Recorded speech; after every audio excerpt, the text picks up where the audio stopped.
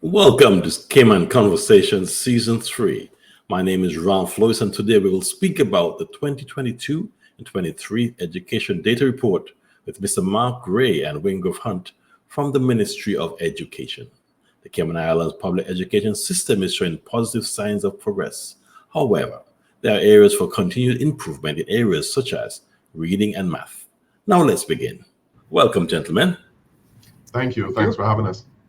Yes. Education is very dear to my heart, and it's my pleasure to have you talk about that report that was just published on Friday last week. Mr. Gray, can you just introduce yourself and Mr. Hunter? Just give us an overview of what this report was about. Sure. I'm Marc Ray. I'm the director for the Department of Education Services. And I'll let Mr. Hunt introduce himself, and then we'll talk a little bit about the report. I am Wingrove Hunte. I am the Senior Manager for Data and Testing Services at the Department of Education. Okay. So basically, Mr. Ralph, the Education Data Report is an annual report that we produce every year, and it's a mechanism that we really try to utilize to keep the stakeholders and the general public informed about the state of education in Cayman. And we use a number of metrics. We look at enrollment, we look at attendance, we look at attainment data. And the idea is that we don't just look at the data in isolation, but we look at the trends over time in those key metric areas, not just on how the students are achieving, but what progress is being made as well.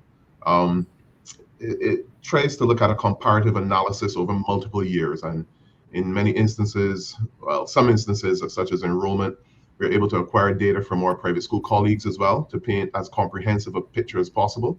Our parent ministry, they'll continue to work with private schools to obtain more and more data to kind of inform that national data set and present, again, as comprehensive a picture as possible for the Cayman Islands education system. But this report in particular is covering the 2022-2023 academic year. So in relation to all the metrics that are in there, enrollment, attendance, the assessment, data, all of those things would have been completed as at June last year, June 2023. So the data report for the current academic year, which would be the 23-24 academic year, wouldn't be available until later this year because typically we include things like external examination results, which don't come online to us until the end of August, for example. And then we have verification of results if there are any queries or challenges by students, and those types of things take a little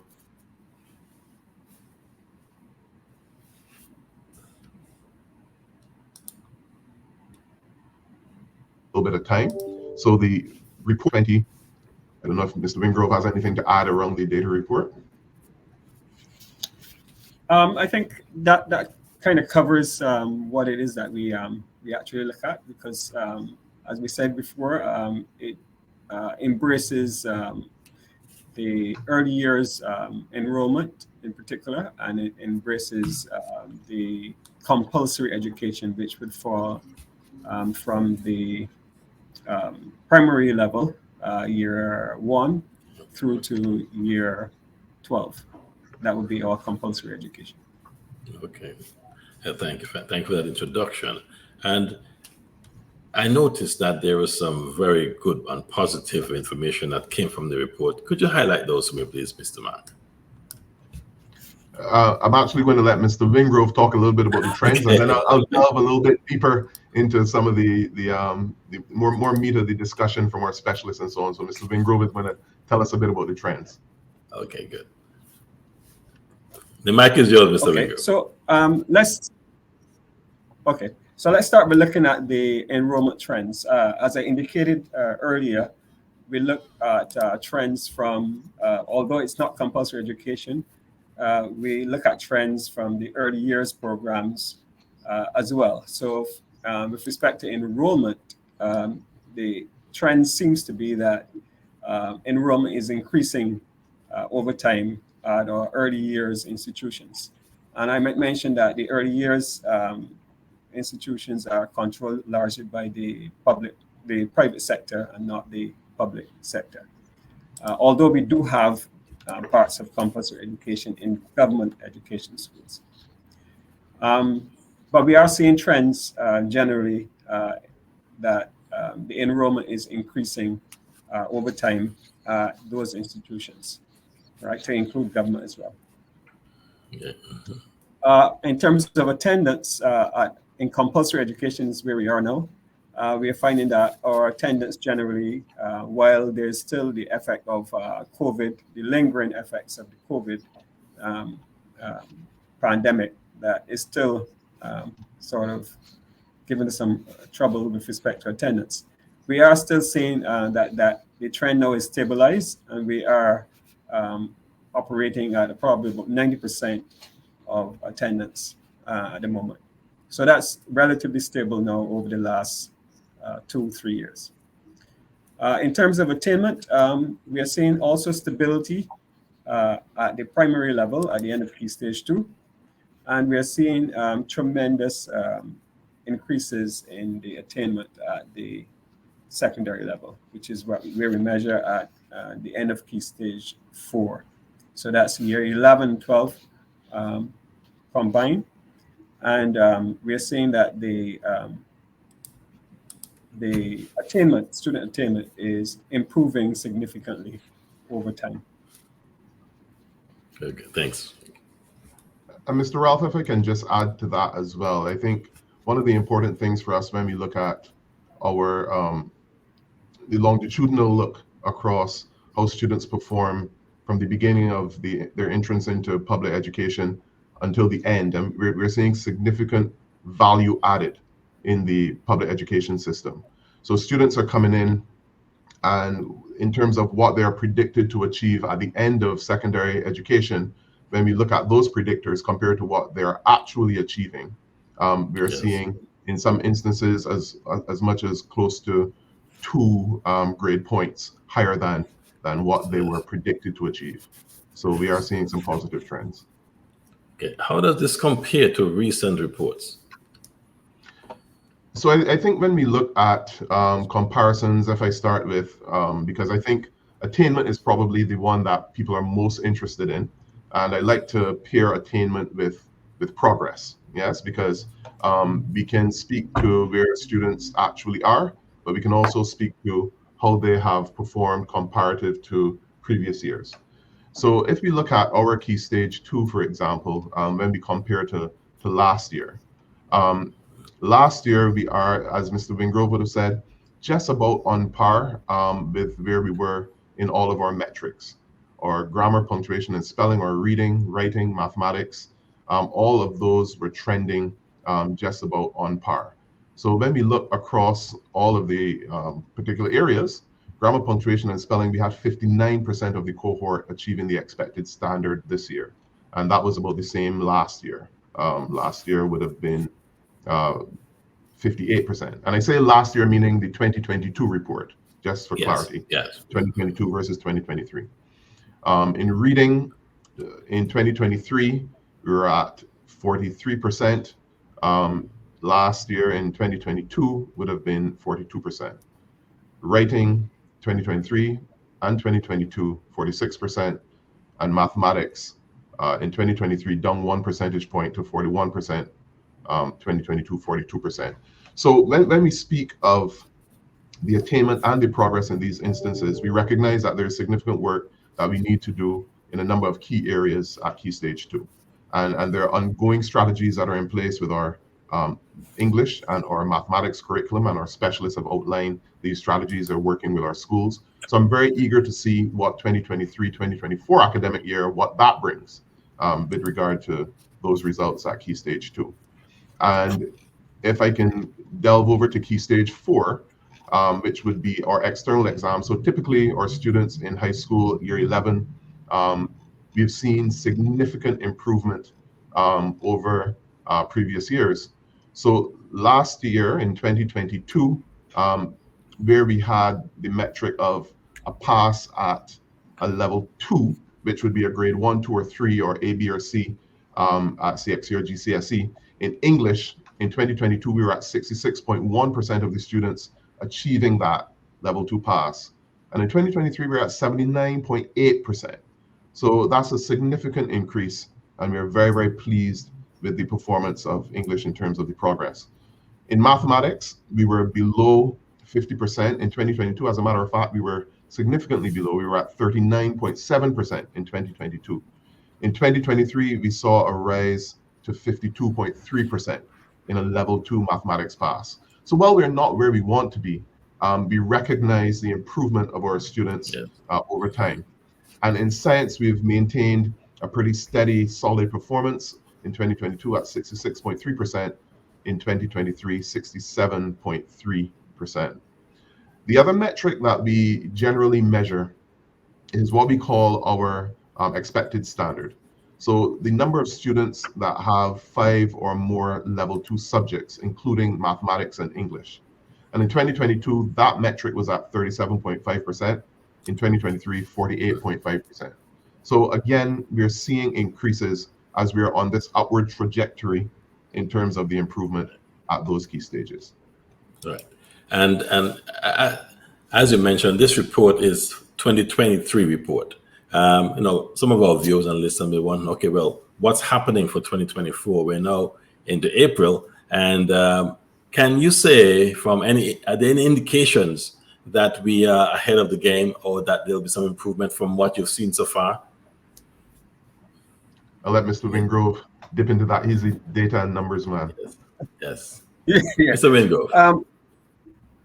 We are seeing some stability in the results, and we are seeing what has happened is, particularly at the key stage 2 level, we're into a new assessment tool that we're using out of the UK, and we're finding now that in terms of that particular assessment requires significant more rigor attached to it, and we're now into the implementation of the curriculum that we introduced in 2019.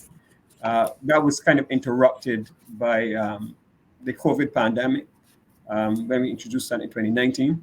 So we didn't have a smooth implementation as we normally would for a curriculum. So we're kind of playing catch up and trying to fill gaps and so on. And as Director Ray was saying earlier, we have to fill those gaps and make sure that the students now have the same opportunities as other places, which would have had a smoother implementation of the curriculum. So the specialists are working fairly hard on getting those processes in place. We have plans for that, and we are seeing greater stability now in the system in relation to, because the attendance now has sort of normalized. We are seeing greater impact of the strategies that we are using. And as a matter of fact, Mr. Wingrove, if you want, I can speak to a little bit more detail on some of those strategies if you want me to do that, Mr. Ralph. Yeah, sure. Go ahead. Please go ahead. Yeah. So one of the things I think that would be of particular interest to folks would be the performance in mathematics. And we recognize that mathematics really, as mathematics goes, so goes the national expectation. So we recognize in 2022, for example, where we had a 30-something percentage level 2 pass in mathematics, so did the expected attainment of our students. And then when we rose in mathematics in 2023, we saw that rise as well. So our specialists recognize that the critical thinking and reasoning in mathematics in children isn't just a challenge in Cayman, but worldwide across the board. And we see this at Key Stage 2, we see it at Key Stage 4 as well. So the new curriculum really is about kind of working to develop those things at primary and at Key Stage 3, which is the key stage just before Key Stage 4, right? So we're talking years 7, 8, 9. And in those areas and at the primary level, we're working to develop the mathematical reasoning and the critical thinking. And you will obviously understand that critical thinking impacts across all your subject areas, right? But certainly in mathematics, we want to make sure that they can do that. And then the instant recall of mathematical facts. Those are the things in terms of student fluency of mathematical facts that help with their flexibility in their thinking. So if they're able to instantly recall facts in that way, then their multiplication tables, the number bonds, all those types of things are things that will assist them in becoming more proficient in the mathematical areas. So we have a number of strategies then that we're doing to bring about those things, because we recognize, as Mr. Wingrove said, with the new curriculum in 2019 and the interruptions from COVID, that there were a number of things that we needed to do to embed some of these practices in our math lessons. So we have a number of professional development opportunities for teachers, teaching from mastery, and we're actually doing that in conjunction with NCETM, mathematical organization.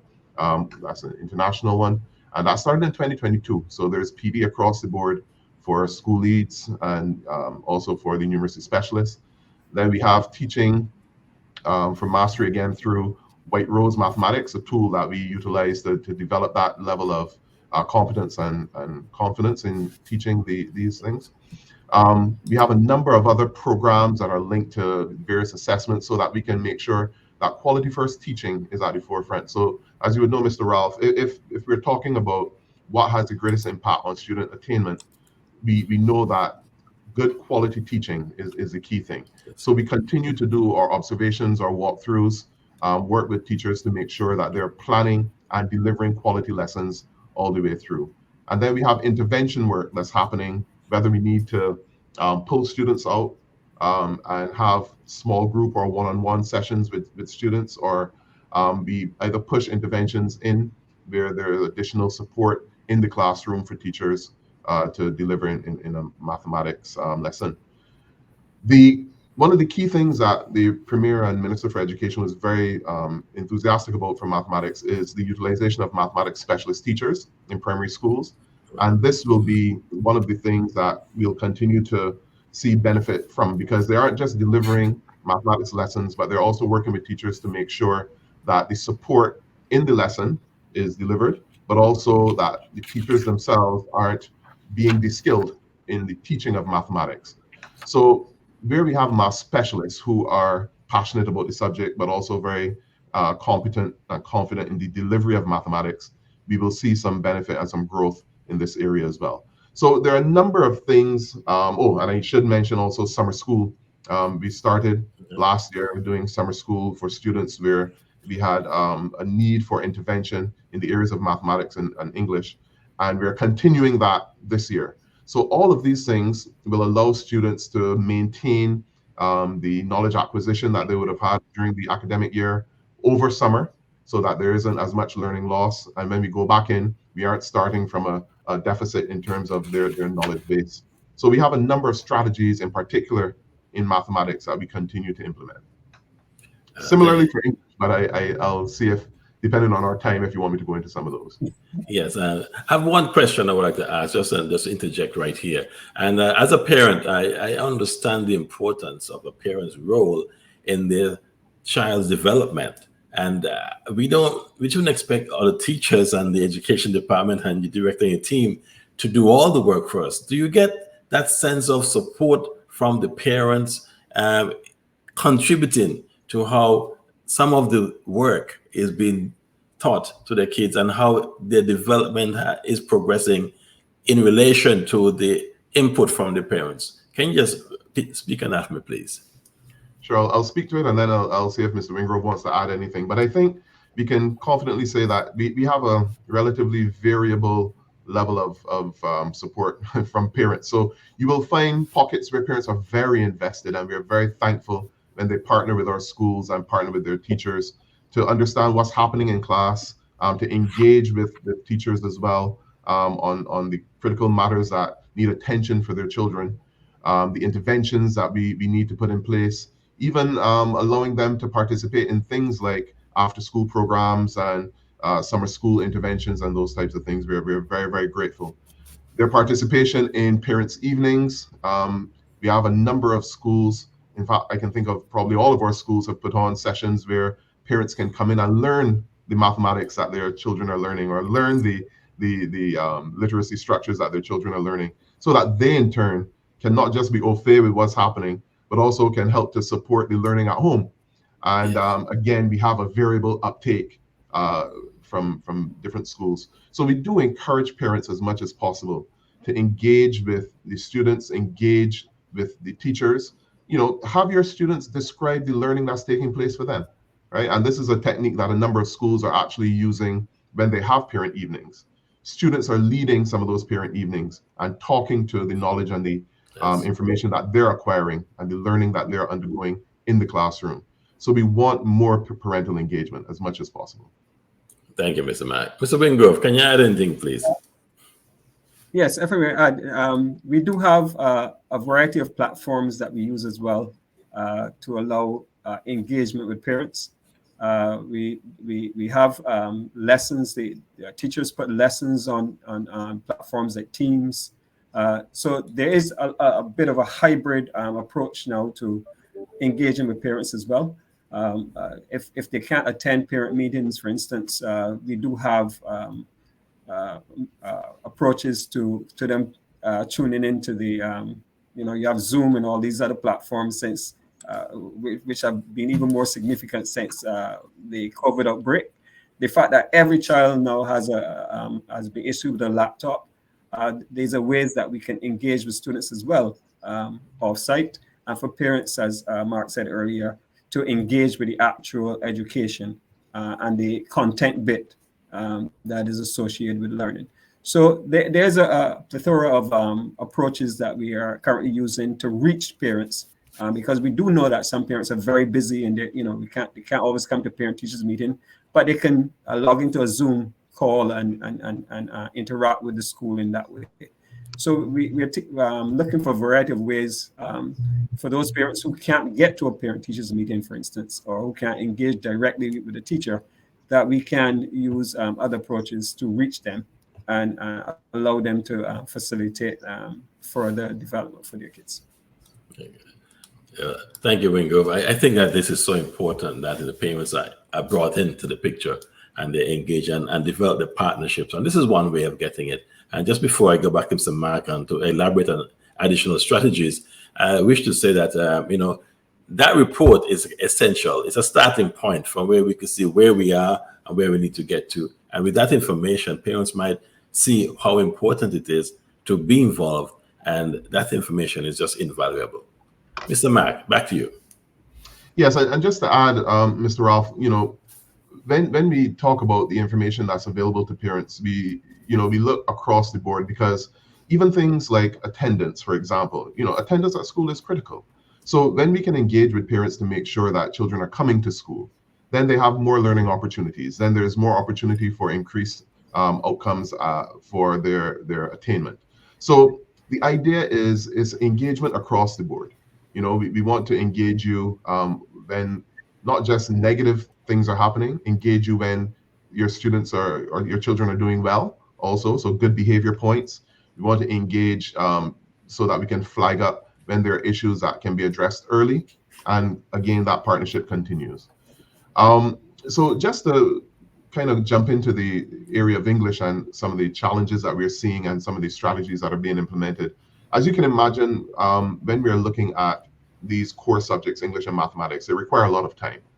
And one of the things that we recognize is that in trying to ensure that students get a good broad base, because that's essential for a good curriculum, they need the exposure, but we certainly need to make sure that the fundamentals in English and mathematics are covered.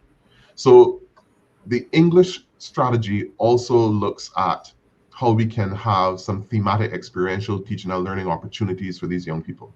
And it comes back to the authenticity of learning and teaching. So we want to make sure that we can have these reading, writing opportunities across the board in various subjects, whether it's science, mathematics, social studies, other foundational subjects, because at the end of the day, we don't utilize language in isolation. It's utilized in context. So we will speak about things, we will use literary strategies and tools in various contexts. So we want to make sure that they're exposed to that as early as possible.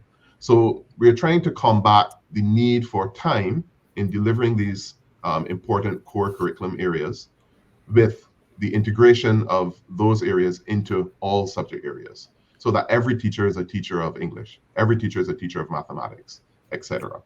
So we recognize in the early years, and this is fundamental at Key Stage 1 and Key Stage 2, around the science of reading, And this is something that we were already doing within our system.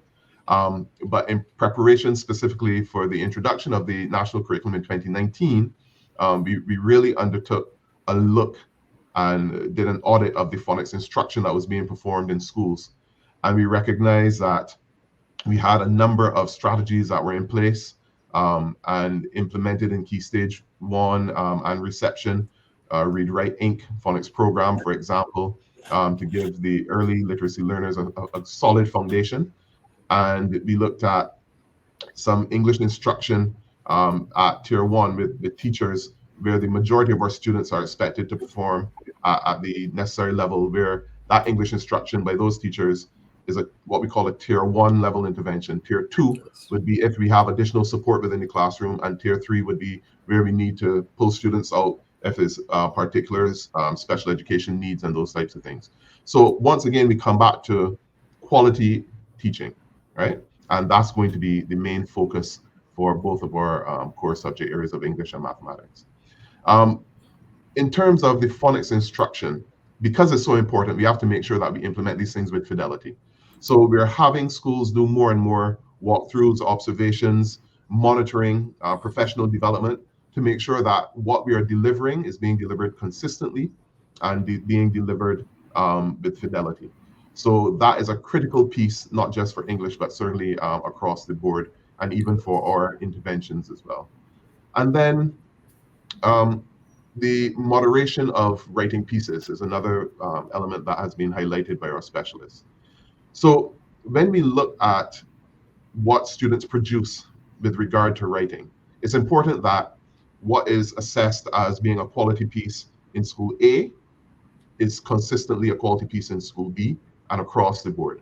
So and Mr. Wingrove is very involved with facilitating a number of the moderation exercises. So he also can speak to how important it is to make sure that we have the necessary training, that we have the necessary knowledge imparted on teachers to recognize the levels of writing, the consistency in scoring those pieces, and in having the rigor and support around standardizing what we recognize as a quality piece. So where we have internal and external moderation exercises, those significantly benefit the system as they go through to make sure that we have the level of consistency. And then early detection and intervention. So where we have students who are having challenges in these subject areas, particularly English and mathematics, we have the opportunity for early interventions. And what is critical, as I mentioned before, is executing those interventions with fidelity. So we continue to make sure that our students, when we do the assessments, that they are grouped accordingly with regard to the need, and they are put into the right tier of intervention depending on how they are scoring on these baseline tests. So those are some of the strategies that we're kind of looking at from an English standpoint to raise the standard, particularly at the key stage 1 and 2 level. When we start to get to key stage 3 and 4, you actually have teachers who are specialists in those areas. So at secondary school, you have a specialist English teacher, a specialist mathematics teacher, etc. But where we have generalist teachers, we are providing as much support as possible to make sure that our teachers continue to provide the best possible learning opportunities for our young people. Okay. Well, thank you very much, Mr. Mark. Mr. Wingrove, we're getting close to wrap up time. Do you have any final words? And you could add any strategies or any comments that you'd like to add at this time. Right. I want to speak a little bit about this new curriculum that we have introduced over the last, since 2019 in the primary, and we're going on 3 years now into the secondary level. The approach to assessment now is quite different in the sense that we're actually looking at individual assessment of every child. So we look to see where the gaps are. So we're not just forcing kids to get to a particular grade. We're actually looking at whether the child has met the expected standard. And that means that there's a whole slew of information which they have to be achieving to a certain degree to be considered at the expected level. So we have to look individually at each child to see whether they are meeting the standards. So that focus now of what the student can do since the introduction of new curriculum, is sort of driving now the impetus. And in addition to now, we're increasing the collaboration between the secondary level and the primary level. That is, we have staff from the secondary level going into the primary level to see what they do, so that transition from secondary to primary is no longer two discrete sections, but actually a total transition from the secondary teachers know exactly where the kids are at in relation to their performance. And then that they can actually move them on rather than just teach a curriculum kind of approach. So I think that bit of it also is will be critical to driving the success in our system. And I believe now we are year 9 now in the introduction of new curriculum, that when we move into year 10 next year, we should see tremendous gains. I'm looking forward to analyzing those results. Yes. and reporting. And just to thank you for engaging with us so that we can share the good practice and the good news about what's happening in our system, and the public system, that is, so that the stakeholders that we would like the information to be carried to, because they can't necessarily just read the report, while we try to make it as friendly as possible. Everyone can just look at that information and sort of derive the best benefit. Right. So the fact that we are engaged in this kind of medium ensures that the message is carried, that we're not just marking time in the public sector, but we're actually engaging, and the performance that is happening with our kids at the end of Key Stage 4, we are pushing quite a significant percentage of our kids out with qualifications, recognized qualifications throughout. Right. And there's a significant number of pathways that we're also taking for those students who may not be fully academic students. We do have provision in place to deal with those students. We have at least 2/3 of our students leaving with 5 qualifications. 5 qualifications. They want, as I think Mark said earlier, math is the one that sort of impacts the overall expectation. But generally speaking, we have about 2/3 of our students who actually leave school with 5 qualifications, right, at level 2. So that is something that we need to celebrate as well.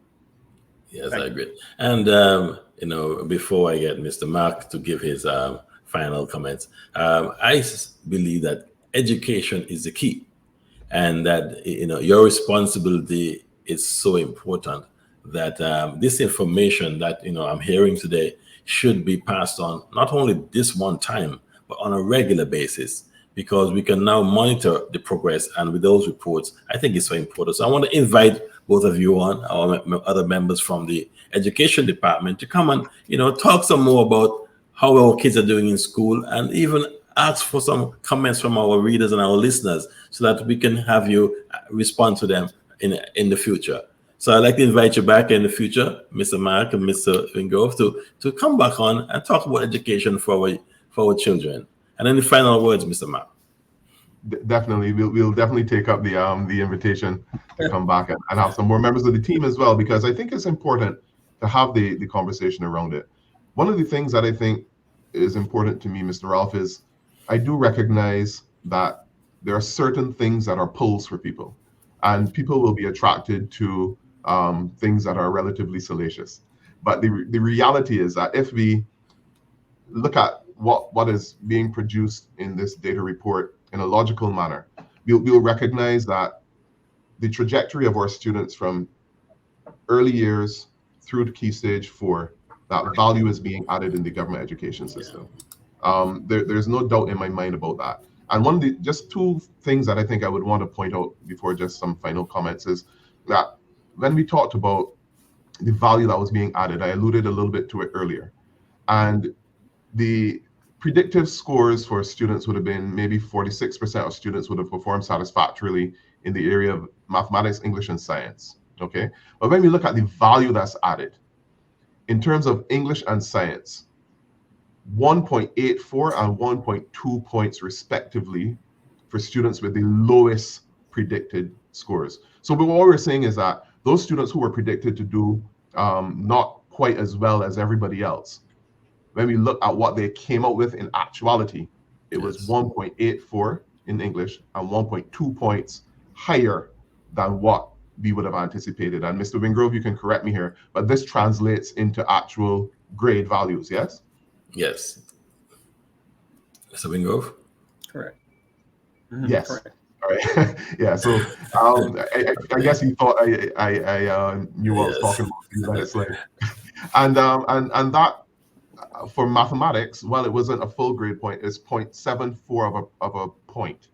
So what that means is that even if we had a student who was on the cusp of a level 2 pass, and they just needed maybe half a point more to get them to that level, we had students in mathematics where we saw improvement at 0.74 of a point. So I want to emphasize again that value is being added. And then we talk about comparisons, because usually that's where we have the debate going, a comparison against the UK, comparison against the region. And the report itself actually includes some of that comparison for this year, and we'll seek to do more of that in future reports. And we recognize that in English and mathematics, in 2023, we were very similar to the regional average, but we exceeded England in English language, and we outperformed them as well marginally in science, where we do integrated science, and we looked at a single science comparison against our integrated science result. So these types of comparisons are useful for context, because we always talk about how we are performing, and we like to talk about the comparison, but without the data, it's very difficult to really have a serious proper debate around these types of things. So I encourage everyone to delve into the report, look at the areas. We know that there is work that we need to do, but importantly, we really want to encourage everyone to stand with us and congratulate our schools and the hard work that they're putting in, the hard work students are putting in, the hard work that parents are putting in, to allow us to see the types of progress that we're seeing, particularly at Key Stage 4. We continue to work on it, and we'll continue to make the improvements. Well, gentlemen, I want to thank you very much for coming on here, taking the time to elaborate more on the performance of our students in education. And I hope to see you again very soon. Take care, and thank you very much. We thank Marc and Wingrove for their invaluable contribution and look forward to further conversations with the Ministry of Education. After this song from our local artists, we discuss visitor arrivals for the 2024 season with Mr. Marc Langevin, General Manager for the Ritz-Carlton. Red light.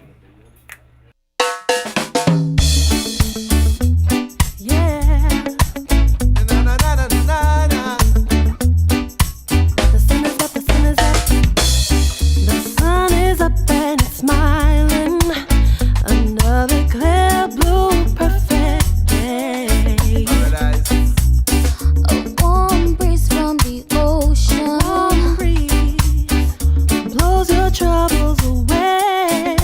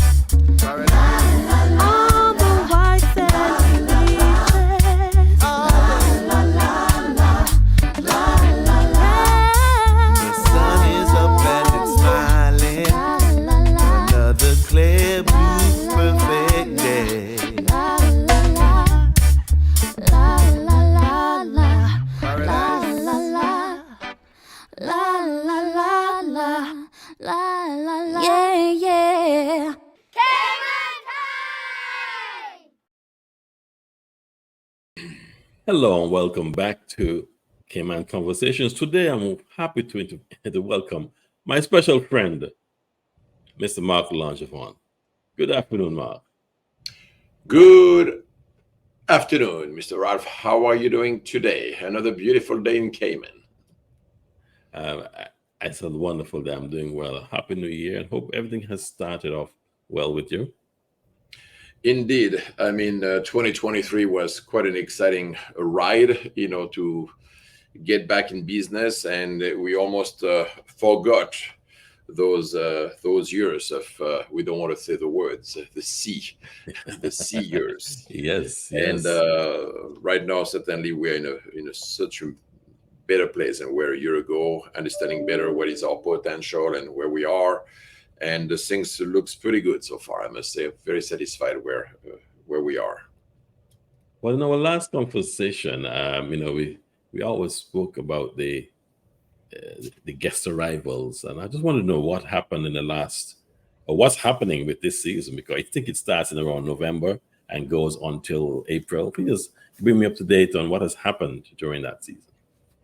So we came back. I mean, the story is first we came back very, we have to remember 2023 was technically our ramping year because we came back in the market very late. It's not, if you remember before, it was not until September 22 that all restrictions were lifted and we're suddenly back into the game.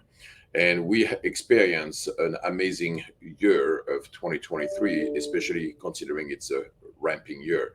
There was slight delays in Q1 because of the machine, the reservation engines, were a little bit delays. But overall, we caught up and we finished the year very strong. So when we talk about 2024, now it's a full mature year that we are looking ahead. So we are in a much better position. Q3 of 2023, we performed very, very well. At the same time, we learned to shift our business. Sometimes people are continuously try to compare to 2019, and for us, is no longer the year of reference because in 2023, last year, we reinvented our business. We realized that there was more value in trying to prevail and pushing the rate and hence reduce a little bit the occupancy of our hotels so that the model is better. So it's worked better to the advantage of better for the customers. They have a better experience when the hotel is slightly less occupied.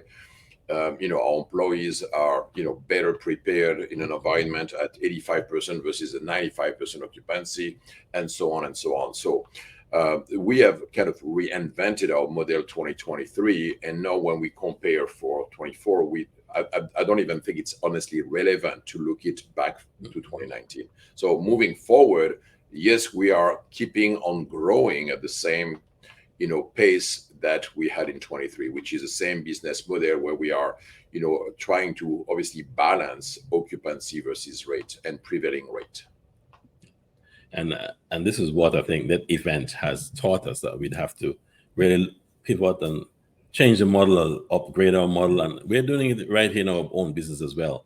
As you can tell, I'm working from home, and everything happens for a good reason, I always say. Or we have to find the benefits of what. Correct. I'm not sure that it happened for a good reason because it was not a good reason for everybody. But okay, right, we have to look at what is a business we have and how to yield the business in a new environment and not continuously regrets the old days. And we need to, learn to what we have to deal with and adapt and figure out how do we continue to be successful in the future and do the new environment. So, and that is, I think, where we need to, as a collectively, as a destination, keep on looking.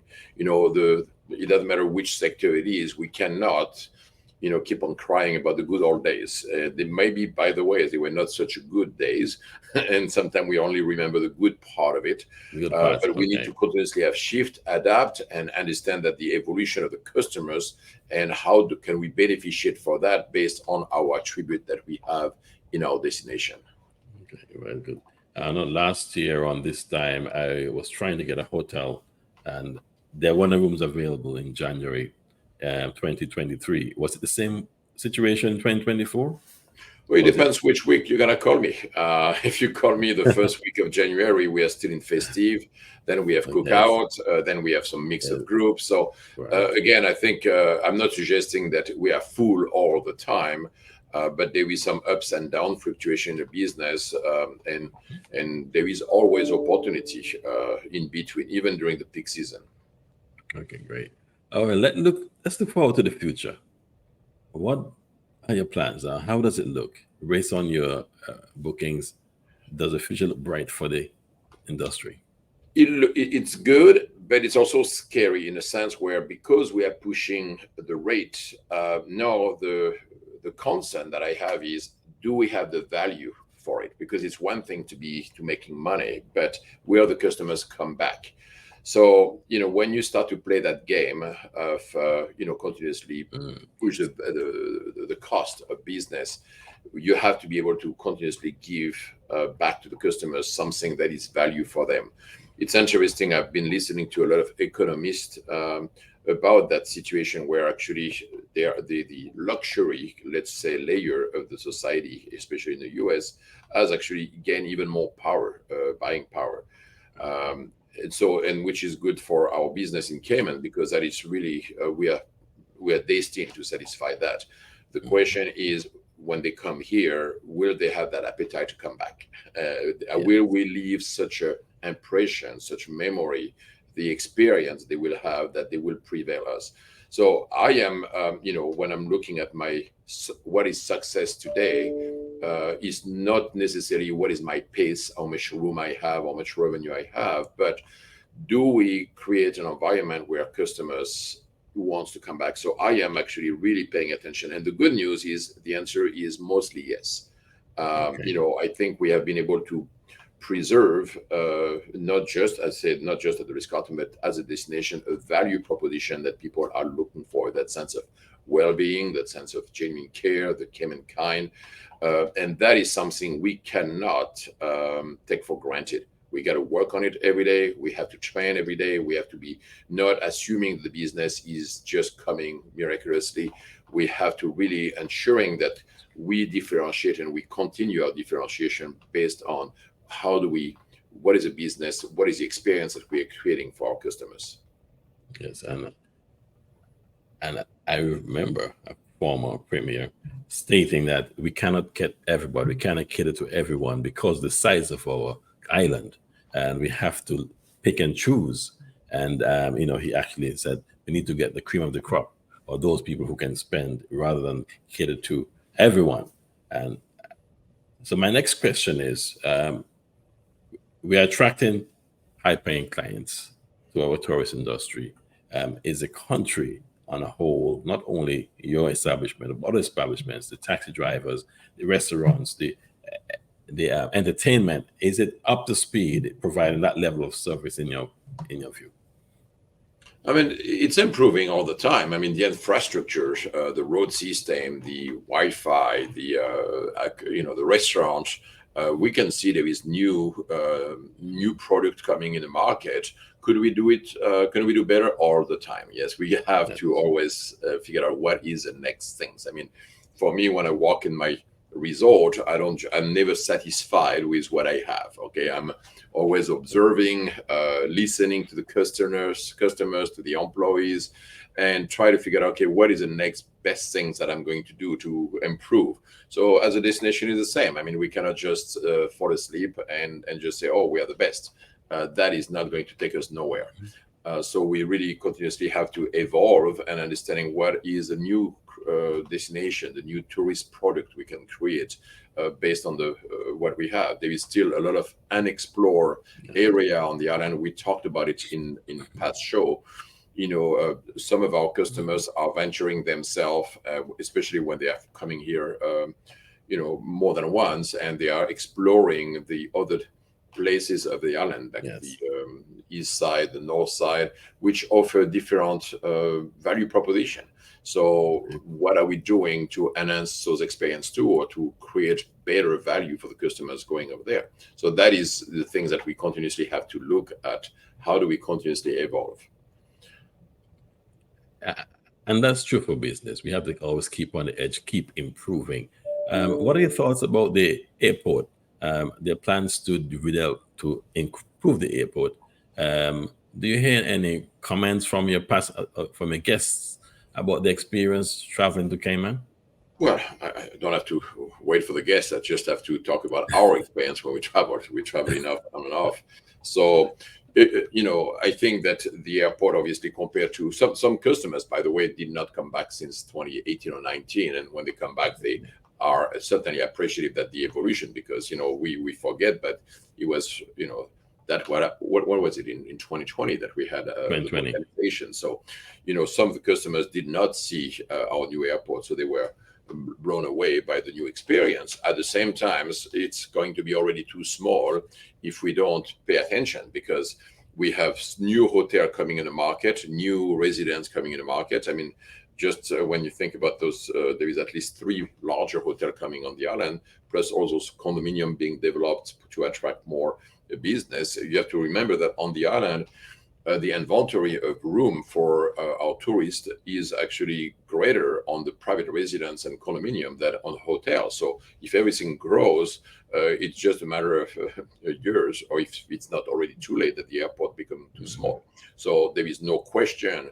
It's probably or even already too late because those decisions need to be taken years in advance. So, Yes. I'm always concerned that we are waiting for things to be too late to start to react, and then it put us way behind. So again, we need to have a clear vision of where are we growing into our tourism product, and in general, just the overall, even the business environment. There is more businesses on the island, and there is more needs to go on and off. So the airport will become, if not already certain days, another one of those pinch points on the island to keep on being successful. Yes, and talking about new hotels, we see one in the Hotel Indigo, I think, is ready to start off this year. Do you know of any new ones? That you mentioned 3 coming online soon. Well, I don't know when their dates, but I know when I drive downtown, I see those 2 buildings being developed. I think one is a Hyatt product and the other one a Hilton product. So either way, there is going to be a additional room inventory coming on the island, plus a condominium they are being developed at the same time. So it's hundreds of customers at the same time. So it's additional volume for the airport, no question. If you had a crystal ball, looking into it 5 years from now, what do you envision in the Cayman Islands in capacity for rooms, tourists, roads? Do you think we have enough space to accommodate all those people, or do we have to sort of think about that now as we prepare for the future? Well, I know that you don't need a crystal ball to know that there will be more people. Economy are made to grow. You cannot have an economy where it's stagnant. Unfortunately, just like at home, every year you need more money because bills are coming up, electricity climb, cost of food goes up, insurance goes up, health insurance goes up. So we are doomed to continuously grow. And we cannot assume that the economy is going to stagnate to a certain level. Unfortunately, it doesn't work like that. So we know that there will be more need for more businesses, more tourism, more employees, and so on. So the question is, how controlled will it be or not? But at the same time, come with all the infrastructure that is needed to support a growing economy. And right now, I think that we have a tendency to be reactive over proactive. It doesn't matter if it's a matter of housing, it's an issue of transportation, airport, you name it. I think that I don't think there is a clear vision of where we are going, and do we have the infrastructure to support that?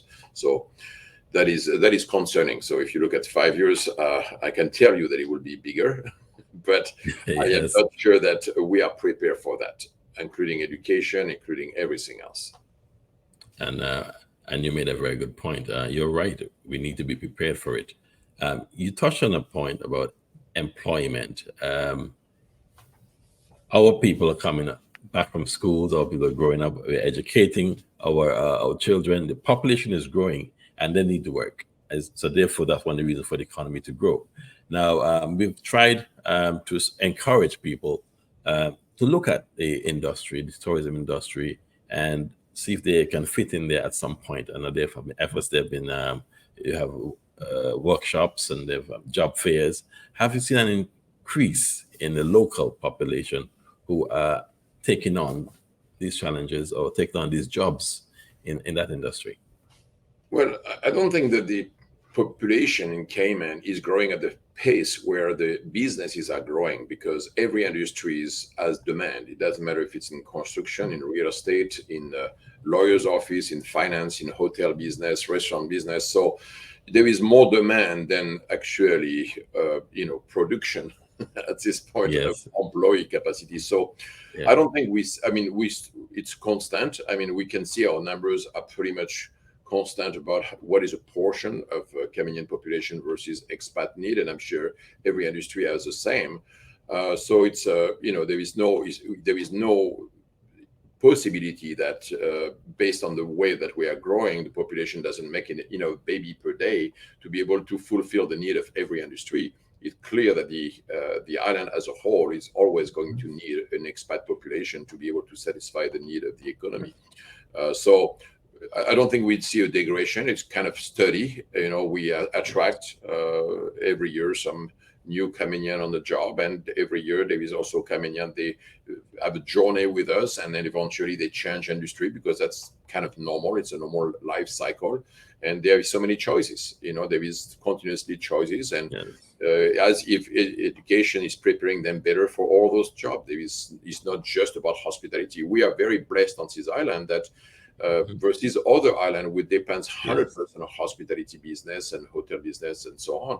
On this island, people have choices. They can be lawyers, they can be in the finance, they can be in a hospital business, they can be in healthcare. There is so many opportunity, and they can be entrepreneur, because there is so many also business that gravitate around how all our industries, that people can also be an entrepreneur. So I don't think that the measurements of success is, are we growing in percentage, but what is the unemployment? If we still maintain good unemployment, which I understand right now it's fairly, is back to where it was before, into the 4 or 5%, that means we're doing okay. Can we do better? Of course, we need to obviously continuously figure out how can we provide to the Caymanian the best chances to be successful and to be on the top of their game. So that has not changed. We need to continuously focus on education to make sure that those young Caymanian, when they come in the workplace, are prepared to take the top positions. And it's amazing how the approach towards employment has changed. And you made the point clearly that now there's so much other opportunities, and this has gone back to where it was before. There was one point where a lot of Caymanians worked in the tourist industry, but then there became many other opportunities, so they left and went to work in other industries, and there was no unemployment, and they were able to make good livings, good homes. Now things changed a bit where the other industries slowed down, but now we're seeing it pick back up as the economy grows. So it's not whether we have Caymanians want to go in the tourist industry, is what other opportunities, like you said, are there, and do they want to accept that? And of course, I'm from Montserrat. I'm here for over 40 years, but Cayman's model is to have expatriates come into the island and fill those gaps, and those gaps are going to grow more and more as the economy grows. So we can see definitely that yes, there will be opportunities in the tourist industry, but the Caymanians may just have other opportunities which they will want to take up. And we can't force people to work certain places. We can't force employers to employ certain people. No, but I'm going to say, however, quite often when I have conversation with parents or young kids, it says, even if you're not destined to stay in the hospitality business, I think that a journey in our industry business is always something that's beneficial. It doesn't matter if you want to be a lawyer or being your own business, your own entrepreneur.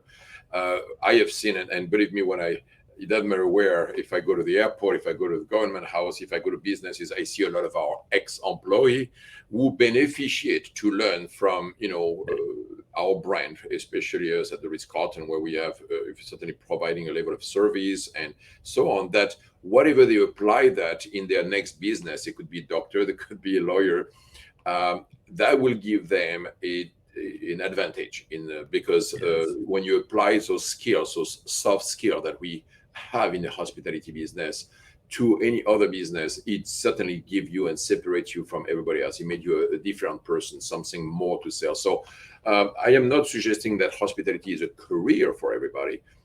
But however, I really think that there is a benefit for a young Caymanian to have a journey with us. It can be only a year or two, just until you're mature and learn a little bit about, all what we do in our business. And then after that, just choose your career because you have choices. Okay, thank you. On a final note, your number one attraction, or one of your top attractions, is the beach. We have other hotels who have complained that their beach have disappeared, and we note that some locations on the beach do not have any sand. What's the situation with the Ritz-Carlton's beach? Well, we're very blessed that we are in the middle of the beach, so we know the beach is shifting left and right. North and south. But being in the middle, we don't have those issues. But it is certainly concerning when you see, especially what's going on in the south in front of the Marriott and all these condominium, where there is erosion and nothing is being done about it. I mean, there are some other destinations, the same issues has happened. I remember being in Cancun after one hurricane once, and the beach had completely disappeared in Cancun, and it was just rocks. But again, the government stepped in and just, brought back sand that they dredged from the ocean and brought them back. That's where it belongs, correct? I've seen in Florida, it's the same thing. So it's kind of natural effect happen all over the places, and it's not necessarily based on construction. It's just based on current and movement and shift of the waves and so on. And from time to time, you have to refurbish, and then maybe after 5 years, you will be gone again. But I think right now, if we don't react soon enough, we are going to lose our reputation of 7 Mile Beach. It's going to be the 2 miles beach. And thankfully, I am in the middle of the beach. So at the Ritz-Carlton, we don't have to deal so much with that. But it is a problem that is not being addressed seriously, and we are just being passive around that. So I'm very concerned about that. Yeah, and like you said, something has to be done. And with your experience, I had my own experience about 3 months ago. I was in Varadero Beach in Cuba, and the hotel that I stayed in, the beach had sort of disappeared. And you walk on the rocks to get into water.